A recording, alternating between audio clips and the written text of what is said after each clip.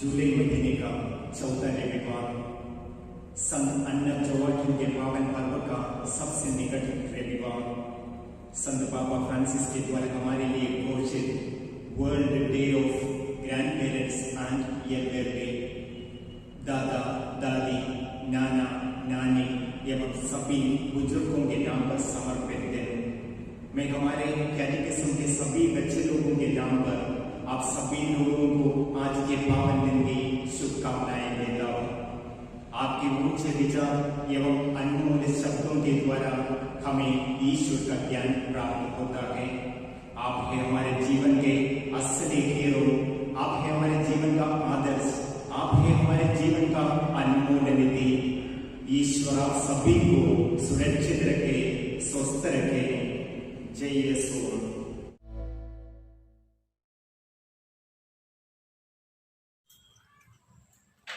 सभी को जय यीशु। आज हम पढ़ेंगे हमारी 11th क्लास का अध्याय 2 ईसा मसीह इतिहास पुरुष। हमारी कक्षा शुरू करने के पहले जैसे कि हम सभी अपने हर काम की शुरुआत प्रार्थना से करते हैं, तो अपनी कक्षा की पढ़ाई शुरू करने से पहले आइए हम छोटी सी प्रार्थना करेंगे ताकि ईश्वर हमको अच्छी बुद्धि और अच्छी समझ दे, ताकि हम आज की कक्षा में जो भी पढ़ें अच्छे से वह हमें समझ में आ सके और उसे हम अपने जीवन में अमल कर सके। आइए हम प्रार्थना करेंगे। सभी हाथ जोड़ेंगे और आंखों को बंद करेंगे।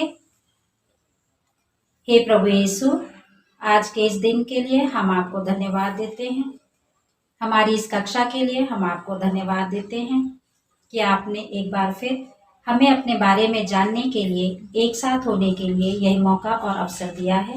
हम आपसे प्रार्थना करते हैं आपके पवित्र आत्मा की शक्ति और सामर्थ्य हमें प्रदान करना, ताकि हम अच्छे से जो कुछ भी पढ़ें, जो कुछ भी सीखें, उसे अपने जीवन में उतार सकें और उस पर अमल करने वाले एक अच्छे क्रिस्ती बन सकें। इसके लिए हम ईश्वर से प्रार्थना करते हैं। आमीन।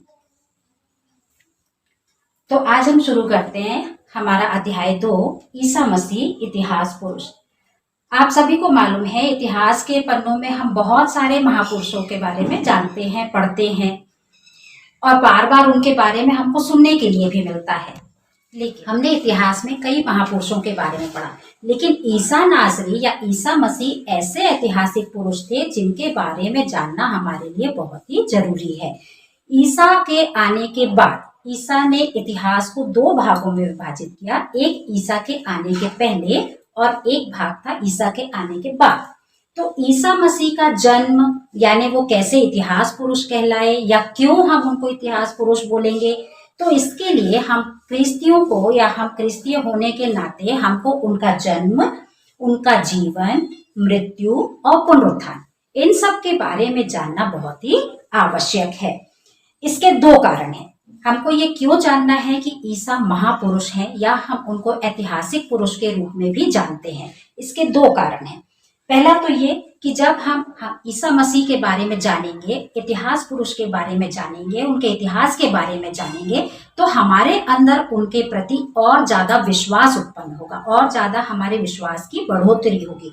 और दूसरा ये कि जब कभी कोई हमसे किसी विषय पर ईसा के बारे में या उनके जीवन के बारे में हमसे किसी प्रकार का प्रश्न पूछेगा, तो हम उनको उत्तर देने में पूरी तरह से सक्षम हो पाएंगे। इसलिए हमको ईसा का इतिहास जानना आवश्यक है। तो सबसे पहले आज हम देखेंगे कि इसके हमारे पास कौन कौन से सबूत हैं कि ईसा मसीह एक ऐतिहासिक पुरुष थे। तो सबसे पहला है प्रतीक्षा का पूर्तिकरण। आपकी किताब में पहला जो पॉइंट दिया गया है, प्रतीक्षा का पूर्तिकरण। ईश्वरीय जीवन का सहभागी बनाते हुए ईश्वर ने मानव का सृजन किया, लेकिन आदि मानव ने शैतान के बहकावे में आकर के पाप किया और ईश्वर से उनका रिश्ता जो था वो दूर हो गया। धीरे धीरे करके इतिहास में हम देखते हैं कि कैसे लोग उनसे दूर होते जा रहे थे, ईश्वर से दूर होते जा रहे थे। तब ईश्वर ने हमें अपने पुत्र के द्वारा उन्हें यह प्रतीक्षा करने के लिए एक नबियों के द्वारा बताया। ईश्वर ने हमसे यह वादा किया, यह प्रतिज्ञा की और यह इसकी प्रतीक्षा करने के लिए कहा कि मैं तुम्हारे लिए एक मुक्तिदाता भेजूंगा। और ईश्वर ने अपनी प्रजा इजराइल के लिए मूसा के माध्यम से, कई नबियों के माध्यम से यह प्रतीक्षा को पूरा करवाया। जैसे मूसा के द्वारा हमें ये बहुत सारी सूचनाएं मिली कि किस प्रकार ईश्वर ने मूसा को बताया, किस प्रकार ईसा ने मूसा का मार्गदर्शन किया, ईश्वर ने मूसा का मार्गदर्शन किया कि कैसे जाना है, इजरायली प्रजा को कैसे बचाना है, और ये सारा कुछ हम बाइबल में पढ़ते हैं। तुम्हारा प्रभु ईश्वर तुम्हारे बीच ही तुम्हारे भाइयों में से तुम्हारे लिए मुझ जैसा एक नबी उत्पन्न करेगा, ऐसा नबी मूसा ने बताया। तो नबी मूसा ने हमें किसकी प्रतीक्षा करने के लिए कहा? ईसा मसीह की प्रतीक्षा करने के लिए हमको बताया। समय समय पर नबियों के मुख से ईश्वर ने हमें यह बार बार बताने का प्रयास किया है कि कैसे आगमन, अब उसके पुत्र का आगमन होगा, कैसे वह अपने लोग को भेजेगा, कैसे वह अपने व्यक्ति को भेजेगा। तो इस प्रकार से ये जो बातें हैं ये हमको बहुत पहले से हमारे नबियों के समय से पता चलती आ रही हैं। फिर हम देखेंगे कि इतिहास में और भी ऐसे बहुत सारे साक्ष्य हैं, जैसे कि सुकरात, ये एक बहुत बड़े ऐतिहासिक व्यक्ति थे, दार्शनिक थे सुकरात। तो उन्होंने भी एक बार ईसा के बारे में कुछ कथन लिखे हैं। उनकी जो ग्रंथ है, उनके जो पुस्तक है, उसमें उन्होंने ईसा के बारे में लिखा था, ईसा नाजरी, यहूदियों के राजा। इसलिए ये शब्द जो यूज किया था ये सुकरात ने यूज किया था ईसा के बारे में पढ़ने के बाद।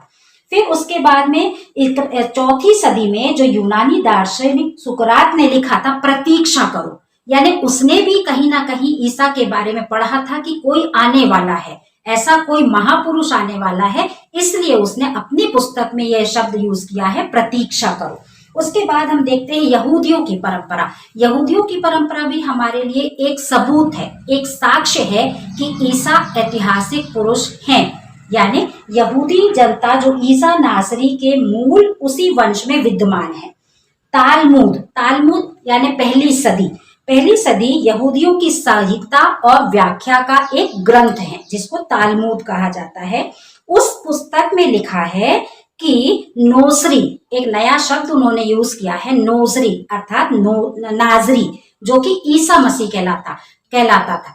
तो कहने का मतलब ये कि सुकरात के टाइम से भी ईसा के बारे में लोगों को मालूम था और यहूदियों के टाइम से भी ईसा मसीह के बारे में लोगों को मालूम था। तो ये पुराने ऐतिहासिक ग्रंथों में भी हमें ईसा का नाम नाजरी के नाम से या नोसरी के नाम से या प्रतीक्षा करो के नाम से आदि चीजों से हमें ये ज्ञात हो जाता है कि यानी ईसा मसीह यानी आने वाला कोई व्यक्ति है जो इतिहास में होगा।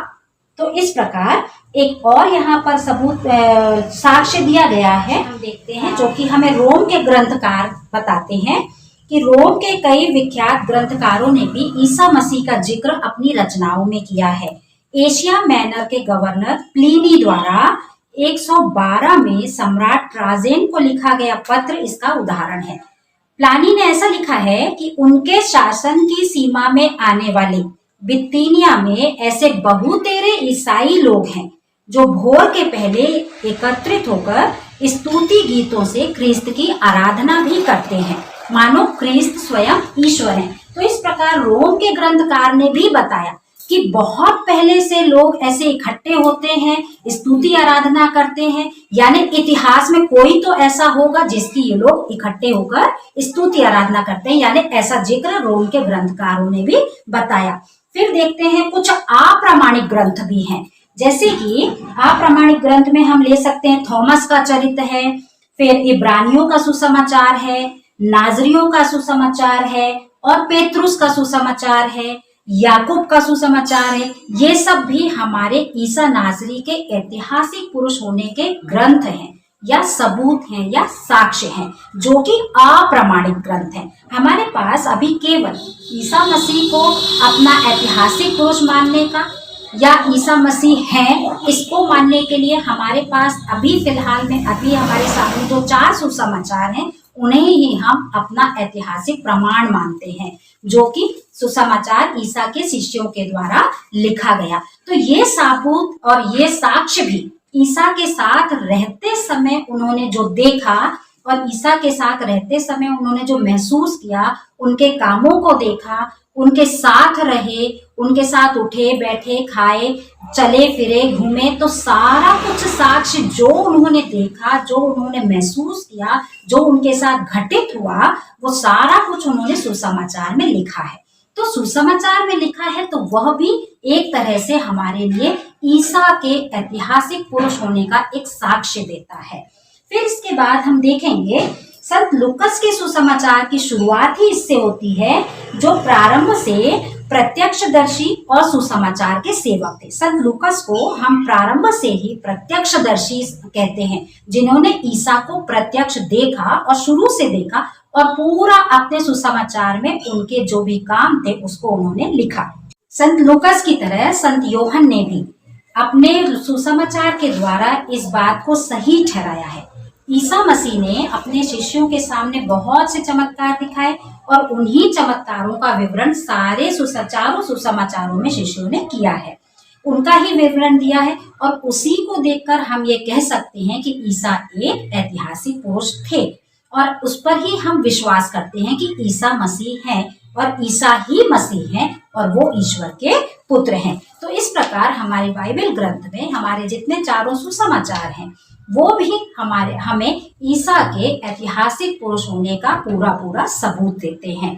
तो इस चैप्टर के माध्यम से हमने यही सीखा कि किस प्रकार कलीसिया ने ईसा को अपना मुक्तिदाता माना, उनके कामों को देखकर उन पर विश्वास किया और इस प्रकार से दिन पर दिन उनकी बिरादरी बढ़ती गई, या ईसाई लोगों की संख्या या ईश्वर को और ईसा को मानने वाले लोगों की संख्या दिन पर दिन बढ़ती चली गई। प्रेरितों के मुखिया संत पेत्रुस और शहीद बने संत स्तेफनुस की व्यक्तिगत गवाही, संत पेत्रुस, प्रेरितों के मुखिया संत पेत्रुस और संत स्तेफनुस, ये व्यक्तिगत इनकी जो गवाही थी वो ईश्वर को पूरी तरह से ऐतिहासिक पुरुष सिद्ध करने में बहुत महत्वपूर्ण थी। ईसाइयों का सर्वनाश करने के लिए सबसे बड़ा काम करने वाला जो साउल, उसका मन परिवर्तन भी हमारे ईसा मसीह के विश्वास को दृढ़ बनाने के लिए इतिहास में दिया गया है। यानी हम इस इतिहास को देखकर हम कह सकते हैं कि जिस प्रकार लोगों ने धीरे धीरे ईसा में अपना विश्वास बढ़ाया, संत पेत्रुस को देखकर, संत स्तेफनुस को देखकर, संत पौल को देखकर, जब वो साउल थे उसके काम को देखकर, और जब वो संत पौलुस बने उनके कामों को देखकर लोगों ने धीरे धीरे इस ईसा मसीह नाम के या ईसा नाम के ऐतिहासिक पुरुष पर विश्वास करना शुरू किया। आदिम कलीसिया के विश्वास की घोषणा ईसा मसीह की ऐतिहासिकता का ठोस प्रमाण है। आदिम काल में यानी पुराने समय में लोग ईश्वर की उपासना करते थे, यही इस बात का सबूत है कि ईसा मसीह एक ऐतिहासिक पुरुष हैं।